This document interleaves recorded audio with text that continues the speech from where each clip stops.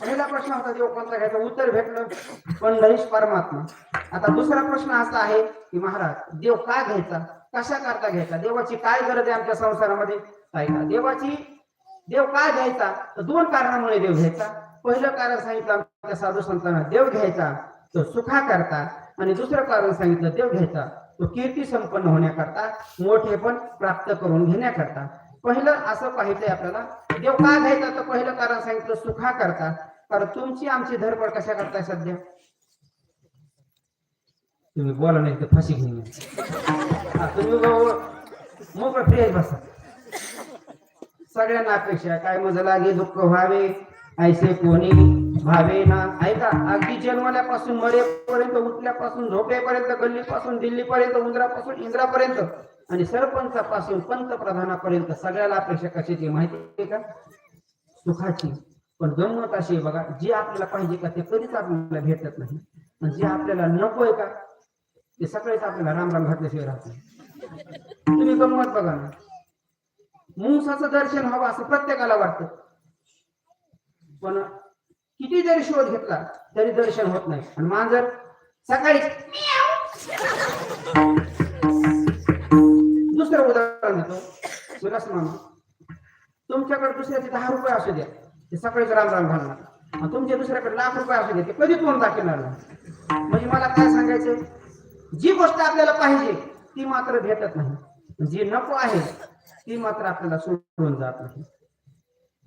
सिद्धांत मला सांगायचा आहे की दुःख कोणालाच नको आहे, पण दुःख आल्याशिवाय राहत नाही. सुख प्रत्येकाला पाहिजे, पण सुख मात्र भेटत नाही का, सुखाचा विचार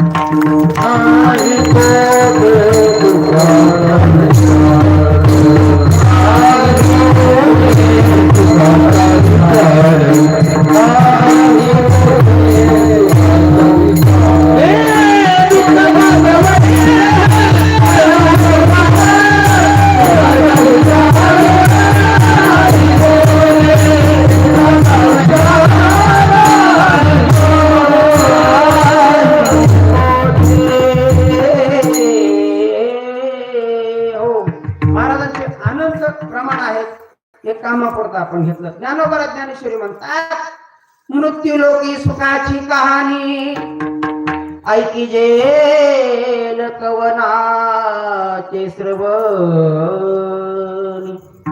कैची सुख निद्रा अंथुरणे गळाच. सुखाची गोष्ट कथा ऐकायला भेटत नाही का,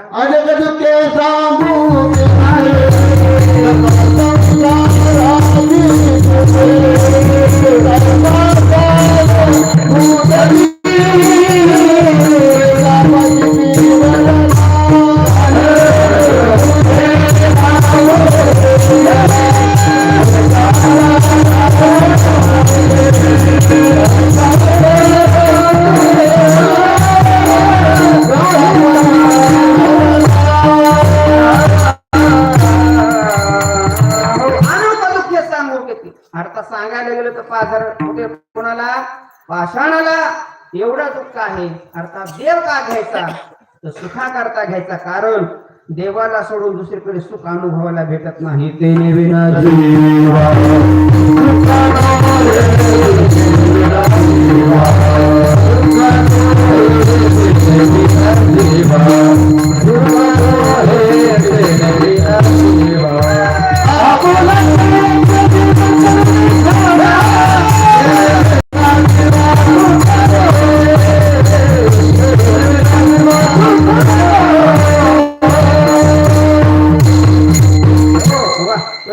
कार्यक्रम आहे.